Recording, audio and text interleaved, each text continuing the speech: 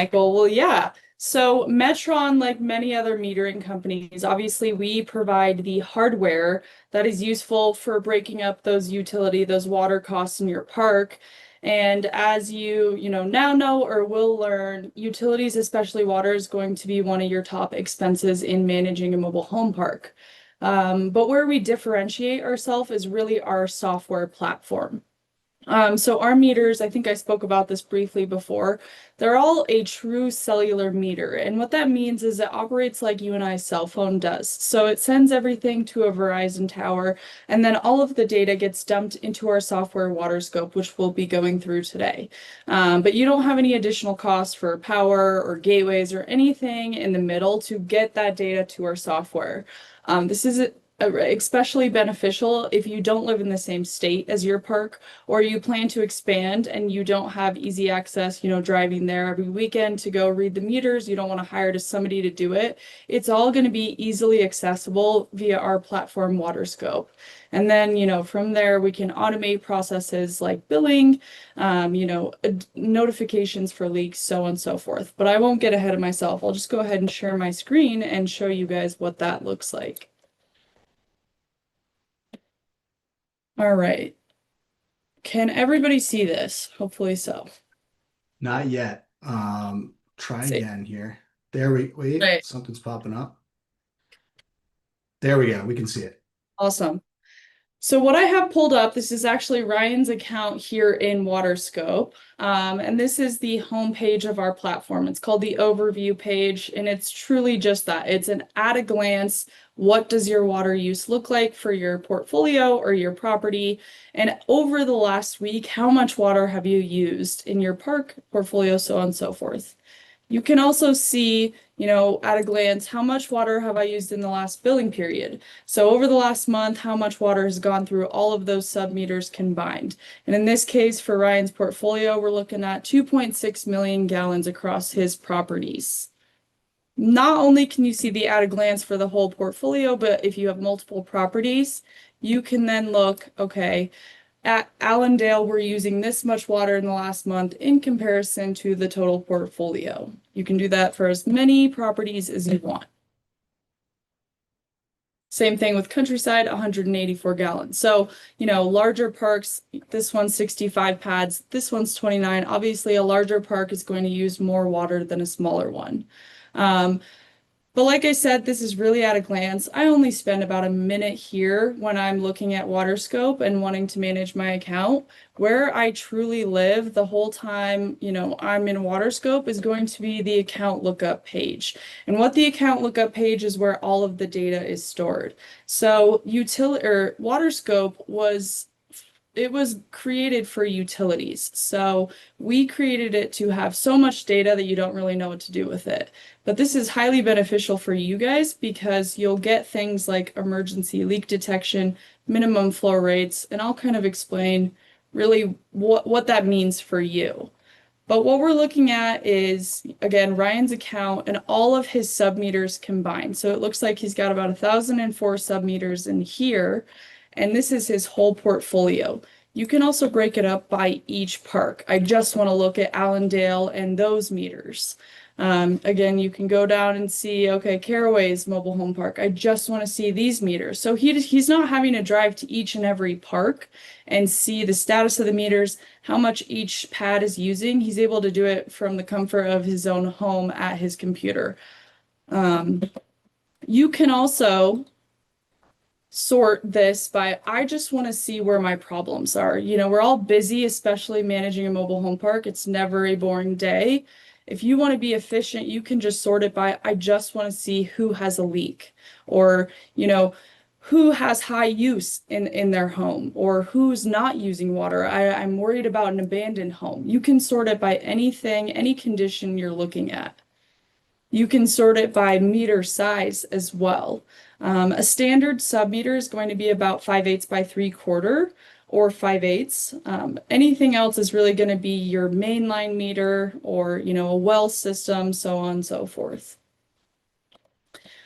Now, you can also sort it by 24-hour. Who has used the most water in my park or in my portfolio in the last day? you can just sort it by top down. Where are my problems? And, obviously the bottom of the page is going to be no problems. And in this case, you can also see those conditions over here. And we notify on 3 different types of leaks. We will tell you if you have a standard leak, think a dripping faucet, a slight leak in a pipe, a threshold leak, that's going to be a pipe burst or a faucet left fully running, a shower on, something that's a little bit more tremendous, and then an intermittent leak. That's going to be your running toilets or something where somebody flushes the toilet, a high gallon per minute is used, and then they come back, they jiggle the handle, and it goes away. But you'll be able to see any different type of leak, and it's, the most common thing it's going to be is either a pipe underneath the home, a water heater, or a running toilet. And more often than not, it's always going to be a running toilet. We see that every day in and day out. People leave their toilets running all the time.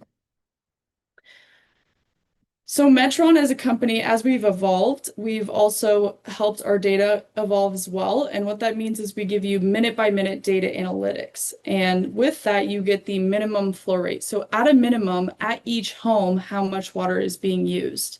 And it's important to know this because if the minimum never hits 0, you have a consistent leak going on either inside or underneath the home.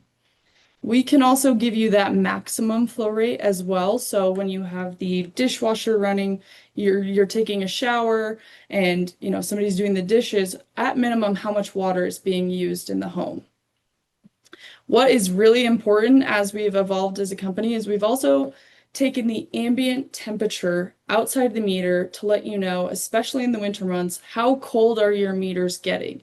So if you're worried about heat tape failing, insulation not working properly, we will notify you about the minimum temperature. And I usually set it to about 32 degrees or freezing temperature for my clients so that they can either notify the homeowner or get somebody out there so that the line doesn't freeze and then create a pretty massive leak underneath the home. You'll be able to differentiate each individual submeter over here by the property and then the consumer name and address. That's going to give you, the lot number, pad number, and we'll help you set all of that up. So you'll be able to tell exactly where a leak is, what pad number it is, and when it started. This VN ID number, this is going to be very similar to a VIN number on your car. It's the differentiator between each individual submeter. When you go in here, and you'll be able to click in past the conditions tab, you'll be able to see the exact use for an individual submeter. And what you're seeing right here on this graph here, that is over the last 24 hours, exactly where the water went, that went through the submeter. So, in this case, a lot of it, as I hover over it, will tell you what it goes to. And a lot of it is going towards normal use, toilet running, sink, dishwasher. And what I'm looking at, because I've looked at so many, I can tell that a bunch of people live in this mobile home because the water is consistently running. They're consistently washing their hands, going to the bathroom. Actually, Caroline, Yeah, from what I recall, that is actually effectively the master meter on that park. Is that right, Ryan? Your apartment's this A, is B? actually not. Is it not? Nope. Okay. The A and B one where it says apartments A and B for Tampa 2, that is the master meter. Yeah, that's right. That's what Ryan told me, and that's, I think, how we've got it hooked up. So that's the one I think that's being tracked for water loss analysis too. Yeah, we got 2. I was just in. I guess Chris and y'all got me set up with the water leak analysis tab, which is awesome, by the way. Carolyn, I'm assuming you're gonna get there in a minute, but it's tagged a little funny. We got to change the name. Our Tampa 6 one, the master meter just says well. And then Tampa 2 obviously is apartments A and B. So yeah, those are the 2 master meters we have. So in this case, yeah, obviously a lot of people live there because it's the whole park. So more than just one person lives there. So what you're seeing is the whole park combined, the usage over the last 24 hours. In the blue right here, it also captures irrigation as well. So our system with minute by minute data analytics, it also uses machine learning to see, based on the signature or pattern of the usage, what we have seen historically. Like a toilet is going to be a short spike. So if it sees that short spike, it's going to tell you that a toilet was used. And if it picks up irrigation, it will label it as such. Same thing happens for leaks. It will pick up the signatures of the abnormality that is a leak. And in this case, it's picking up an intermittent leak. When you hover over things, you can see exactly what time it happened and for how long it happened. So you can hover over it and see exactly how long that intermittent leak lasted. I think about 4 hours here. So if you ever have a tenant who says, there's no way my water bill was this high, I don't think your meters are accurate, I'm not sure where you're getting this, you can pull up this graph and ask them, okay, well, did you use water or did you use sprinklers at this exact time? And if they tell you yes, that kind of proves your point that everything's working as it needs to be and you clearly have a leak going on. You can also go up here and see, okay, how much of my usage is going towards leaks, how much is going towards irrigation, and how much is going towards normal use. So in your case, say you just bought a mobile home park and you have a pretty high water bill, the first thing you're going to want to do is clean up leaks in home and infrastructure leaks. That's going to dramatically decrease your bill right off the bat. Usually when we install submeters on a park that has not had submeters before, we see that about 20 to 30% of their park usage is going towards leaks. Tenants who have never had to pay for their water bill are not being held accountable don't really fix their toilet flappers. They don't fix their water heaters. They let things run. So this will help you figure out what pad numbers need to be fixed, and then in turn figure out how to decrease that park-wide water bill. You can also go back if you're ever curious, okay, I have a leak happening. I'm not sure if it started today or back a few weeks ago. You can go back and select this time interval tab and see, did it start in the last week? And then you can see the last week of usage. You can then also see, okay, it seems like it's been going on for a week. I want to go check the last month of usage and see, if that leak started. And what you're seeing down here is that at a baseline, the flow rate never hits 0. So therefore, you do have leaks. And in this case, this is supplying the entire park. So at a baseline, the park is never hitting 0. So there are leaks happening. Carolyn, what if you're on an individual submeter and you see like that rate not hit 0? Does that mean that within the home somewhere where water is flowing, there might be water leaking under the home?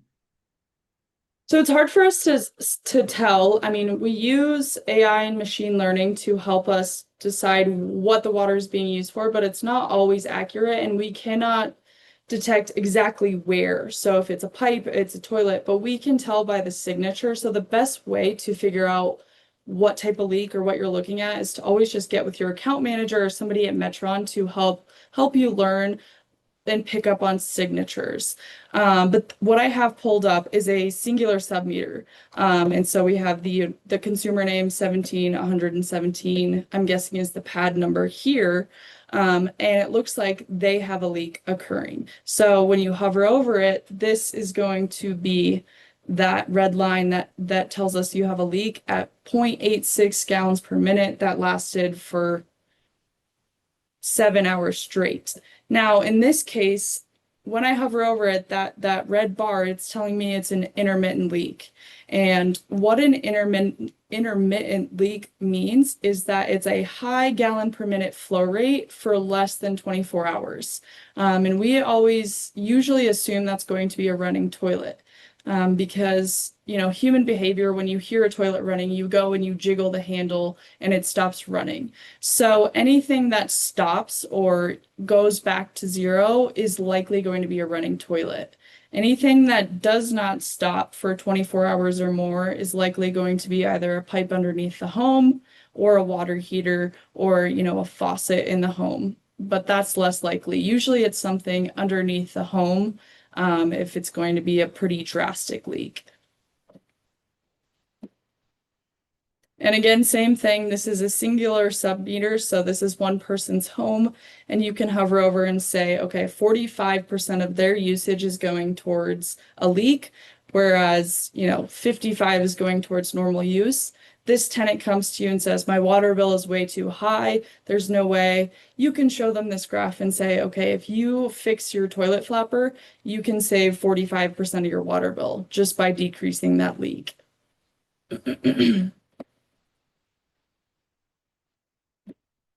Now, I kind of want to touch on what Ryan was saying, which is infrastructure.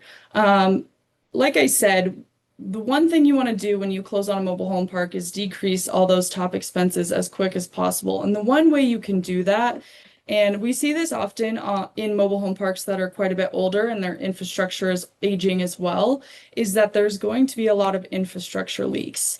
And that means that the water supplied from the city meter doesn't always make it to the mobile home itself. So it's leaking somewhere underneath ground and you can't always see it. We have a way to show you what that looks like in our system. So in Ryan's case, we have a meter that goes around his city meter or what the city bills on, and then we have all the sub meters as well. What you're seeing on this graph right here, that this blue is going to be the use from all the sub meters at this park combined, whereas the green is going to be what the city meter has supplied into the park. And the difference right here is about 27%. So Ryan is losing about 27% to the ground. So it's essentially leaking into dirt in the abyss. We have found that this graph is especially helpful if you have pretty significant infrastructure loss, going back to the city, taking this data and saying, okay, we have an infrastructure leak and we want to see if there's any sewer credits we can apply for. This clearly didn't go into the sewer, and so we don't think we should be paying for the sewer that we did on this water bill. Yeah, You can so I was just going to point out, if anyone's wondering why the data only starts halfway across the graph, that's because we were diligently getting ready for this webinar. And one of the things we did was to assign the appropriate meter to being the master meter. And then once we'd done that, the analytics could get going. And so what you're seeing there is us getting our data sorted out. Yeah. Thank you, Dan. So this is showing you day by day what that looks like, but you can also go down to every 5 minutes and see that graph as well, or every 1 minute and see every minute by minute, my city meter compared to my sub meters, did they match up? And it's a little hard to tell right here, but you can hover over it and see all of those little spikes. Again, that's going to be your sub meters combined, and in the background is going to be your city meter. And I'm jumping in again to say that there is no other vendor other than Metron who will give 1 minute data like that. And it's the 1 minute data that allows our software to analyze those signatures and figure out what any given water event actually was. And no one else does that. Absolutely. Thank you, Dan. You can And also just to jump in here too, sorry for cutting you off, Yeah, go Caroline, ahead. but why is that important, Dan? Just like to kind of bring it full circle. I think what I'm going to is that you can now direct your tenant as to what the cause of their water loss is, and there's actionable insights that you can give them to decrease their water bill, and so you kind of preempt. You get ahead of their complaints effectively. Is that correct? Exactly. I think, and what we see a lot is that, park managers, owner operators, if they can contact the tenant ahead of time and say, hey, we detected a leak, we think it's a running toilet, we think it's a pipe dripping, before they even see that water bill, it can improve those tenant relations. And sometimes they'll be like, no way, there's no way we have a leak. Then you can pull up a graph and say, hey, clearly there's something happening, but the more you can communicate with them, we work in low income housing, and so a $500 water bill is not going to be easy for anybody to pay. So the more you can help them out and help them, you know, save their home as well, it's very beneficial for the tenants. What I'm looking at right here, this is going to be another at-a-glance analytics. So we're looking at a portfolio-wide, how much of my portfolio is going towards in-home or normal use, how much is going towards leaks, and how much is going towards irrigation. And in Ryan's case, he operates very well. He keeps things very, very clean. Typically, we see about a 30% leak rate or a 45% leak rate on a park that has not been, you know, they've never seen a sub-meter, they've never seen a water bill. And so you can always look at how many gallons of my water bill has gone towards leaks.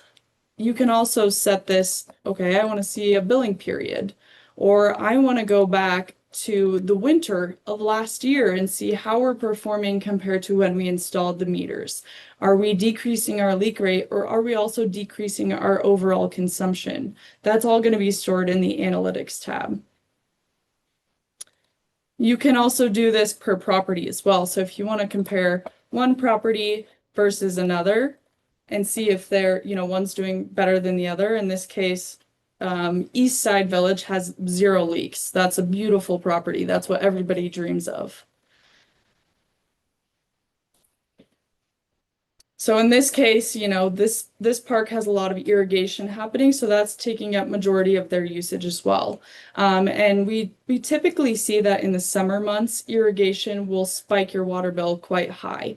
And if you're city or if you manage a park where you have rules on when you can or cannot irrigate, it's going to be especially helpful to have the irrigation in there so you can let tenants know, hey, you were running your sprinklers, you're not supposed to be doing that on this day or at this time.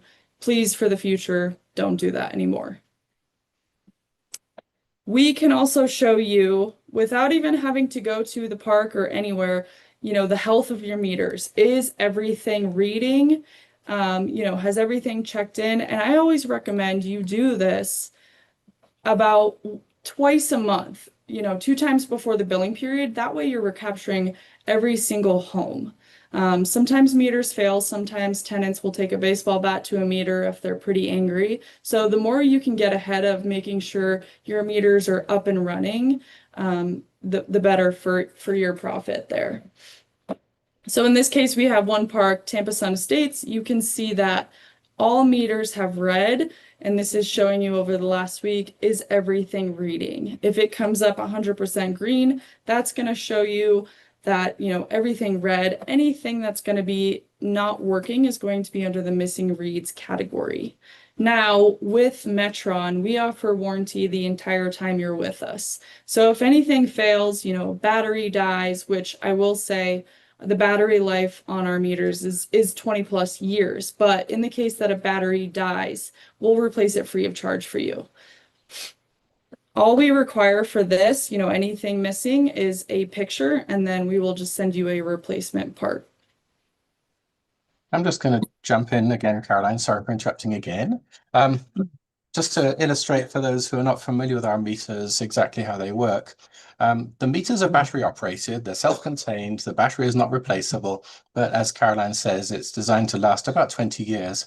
The meter captures your water used every single minute of every day, right? So that's 24 hours at 1 minute intervals. It captures how much, it captures the current read into a big file on board the meter. And then in the middle of the night, the meter's transmitter wakes up and it spends about half a minute transmitting all that data over the Verizon, or in some cases AT&T networks, to WaterScope. So that means that although the data is every single minute, it's the latest data that you get to see on WaterScope is the day before, because that upload happened once per night. So when Caroline says, are there any missing reads? What that means is, out of the meters on this park, were there any that failed to upload their data last night? That's what missing reads are. The good news is, though, that, you know, there are occasionally reasons for missing reads. You might have had a storm go through, certainly in Florida, and maybe the transmission was interrupted by lightning, who knows, whatever it is. But the meter stores its data so that next time it reads, it backfills and gives you all the data that wasn't uploaded last time, as well as the new data that it's captured since. So that means in WaterScope, even if there are missing reads, up to about 40 days, I think it is, you never get an interruption in the data as long as a read has happened recently. Hopefully that's kind of helped to explain what we mean by missing reads. Absolutely.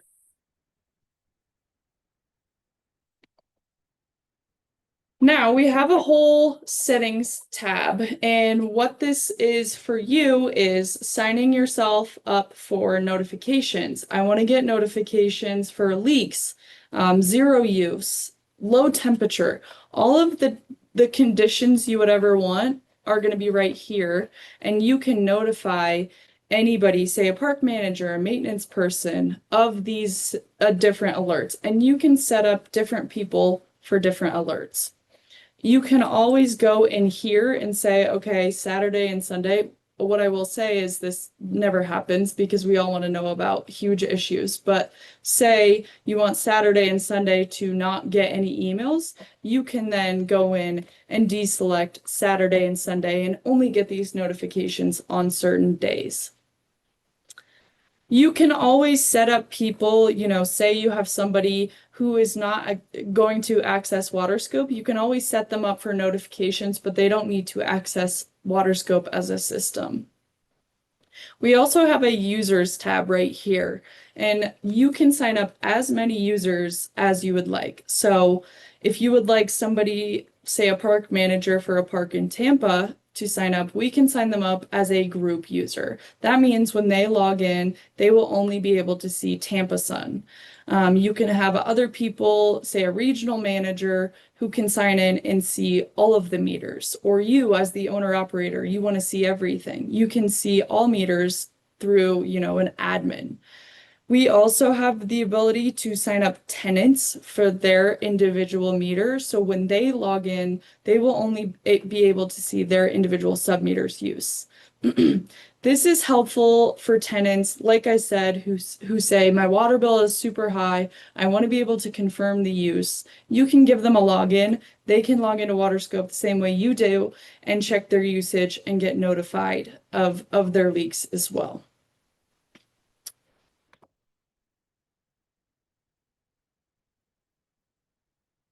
Now, one thing that WaterScope does not currently have, like I said, this is a utility portal, so it's all things water, gallons per minute. One thing it doesn't currently have is how much is this going to cost me? Say you have a leak that's happening and you are curious how much it's going to cost you in the future. It's not something we currently have. However, we are starting to build a platform called WaterScope Plus. This is going to be different than WaterScope Classic because it will be the business side of things. What is everything costing me? How is my park performing? Which I'll go into this a little bit over here. It's in a beta phase right now, I will say. So it's not fully done, but if you are interested in learning more about it, please reach out to me. And so this is WaterScope Plus, where you will see relatively the same data. You'll be able to see your leaks in here, and it will sort it by most recent active alerts. So if you want to be efficient and just see what's started most recently, you can see it here. You can also see of your total portfolio, what your average daily use is. We also have a map feature that will show you your park or your portfolio on a map. And if it is highlighted in red, it will show you that you have an extreme alert happening. Orange is severe, yellow is moderate. And then black is, of course, no alert. Everything is going good. You also see that same table that we have in WaterScope Classic that will give you, the minimum flow rate and how many gallons were used in the last day and where, what pad number we're looking at. And this is that at a glance graph. What is different, and again, it's coming soon, this is a beta product for us, is we will show you how many gallons you've saved through leaks and catching those leaks, how many dollars you've saved through catching those leaks, as well as CO2 emissions. Speaking of dollars, we will also show you everything that is in gallons in dollars as well. So I don't trust what we have in here right now. It's not exact rates for Ryan's portfolio, but it's just kind of an example. So what you will see is, you know, with this leak, what we project the monthly cost will be here. And it will tell you how much you can save by fixing this leak. We will have the ability for you to input your own rates through your different municipalities, you know, your base sewer charges, so on and so forth. So this will be tailored to you eventually. You will also be able to see that same graph that you saw in Classic in dollars as well. So what is the average cost of this specific pad? And you will be able to click in and see this, you know, for various different properties as well. What is the water cost over the last 30 days for this property? Okay, how about this one? Is this one higher? Are we, you know, is it higher than last month? But this is a business tool to help you project savings for catching leaks and what you expect to spend on a water bill. Now, it's not going to be exactly accurate because we can't tell you your rates right now. But yeah, I think that, Dan, did you have anything to add about Plus? It is in development, and over time it's going to acquire more and more functionality. And I think the plan is that eventually it'll become the primary platform, and WaterScope Classic will be deprecated. When it comes to the pricing, we do have access to databases of pricing per utility across the nation, and that's going to be an important input. But it also allows administrators, you know, a park owner or something, or a park manager, to enter the exact water costs that they get, and it may even allow the tiered costing if your utility offers that, so that the numbers do become accurate. Right now, we're still in the development phase on this. Yeah. Another thing that it does, which is not being shown on this page, is what we call cohort analysis, which is, I don't know if you get your water bill through the door from your utility and it tells you your neighbors used less water than you did. Well, we're kind of implementing a similar kind of thing here, which gives you a heads up on whether you have a park that is more or less efficient in water use than a typical park in your area. So that's another piece that's being developed here. So thank you, Dan. Well, I've kind of showed pretty much all of the basics of WaterScope, so I'd like to open up to any and all questions. Michael, if you see any in the chat, I can't see the chat right now because I'm sharing my screen. No worries. I don't see any questions in the chat, but I'll just open the floor to anybody who has questions. I know Jen is closing soon on this park, or has already, so I'm wondering if she has any specific questions about setup, costs, you know, how to get started. I'm going to bring you to the stage here, Jen. I don't know if you have the ability to speak, but if you do have any questions, by all means, go ahead and ask them now. If not, I think we can close early, unless Ryan, are you there to maybe jump in and shed some light on how you use WaterScope in any way that they have not demonstrated through this demo, although it seems like it was pretty comprehensive. That's pretty comprehensive, but on another session, we'll go through some other things I do outside of WaterScope. Awesome. Jen, do you have any questions for the team here as you kind of dive into your first park and potentially start submetering?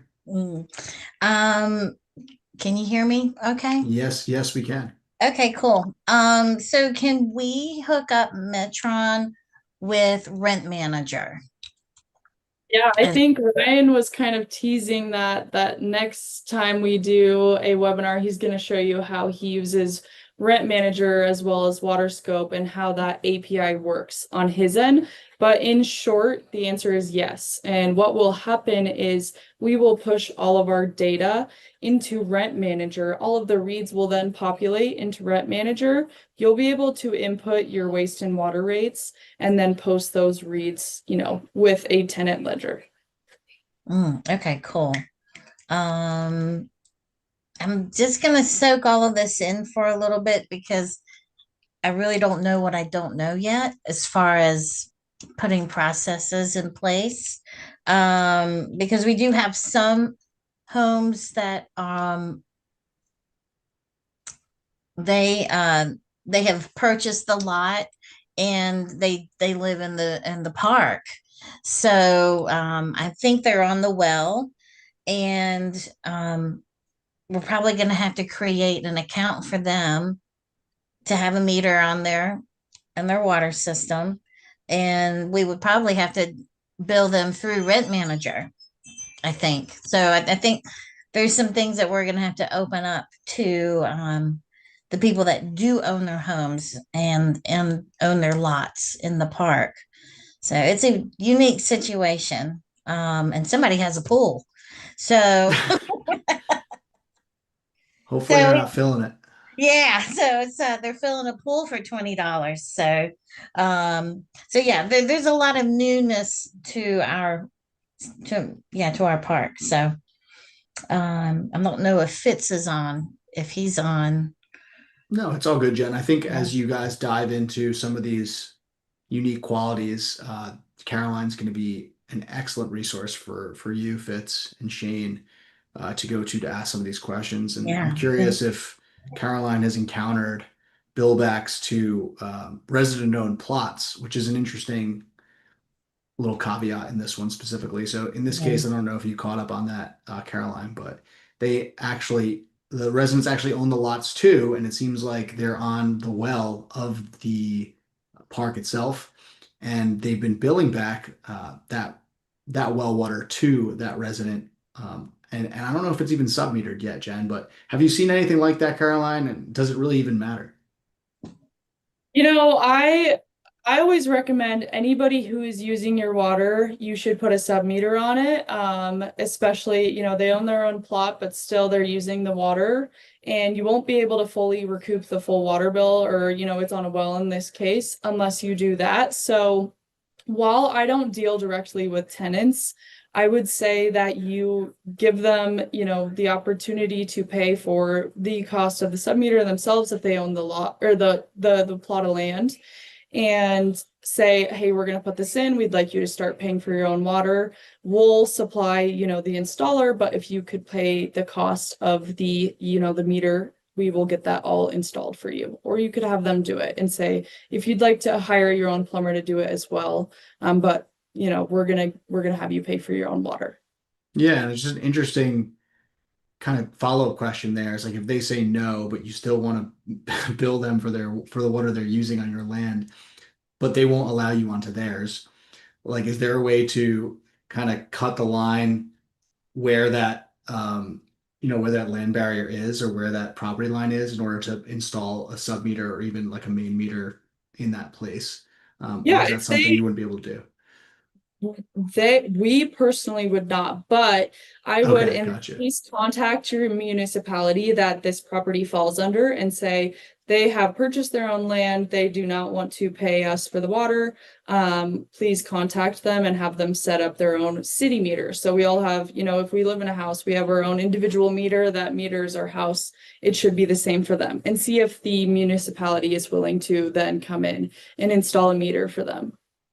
Cool. Yeah, a little bit of a nuanced question there. That doesn't have anything to do with WaterScope, but interesting nonetheless. Thank you for the answer there, Caroline. Yeah. Any other questions from the group here related to WaterScope or water metering in general?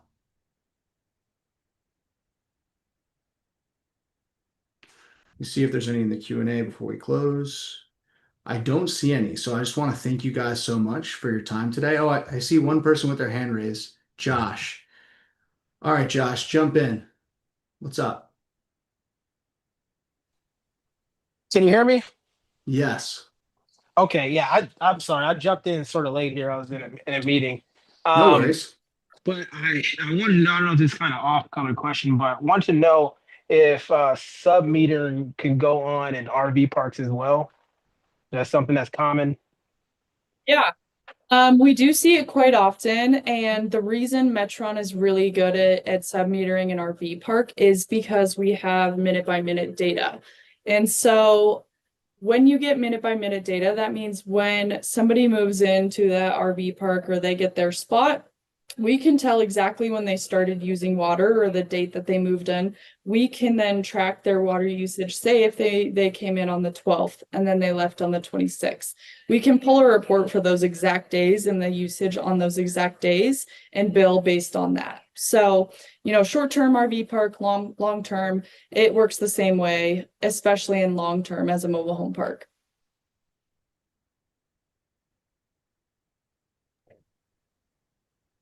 Okay, I got that. Thank you.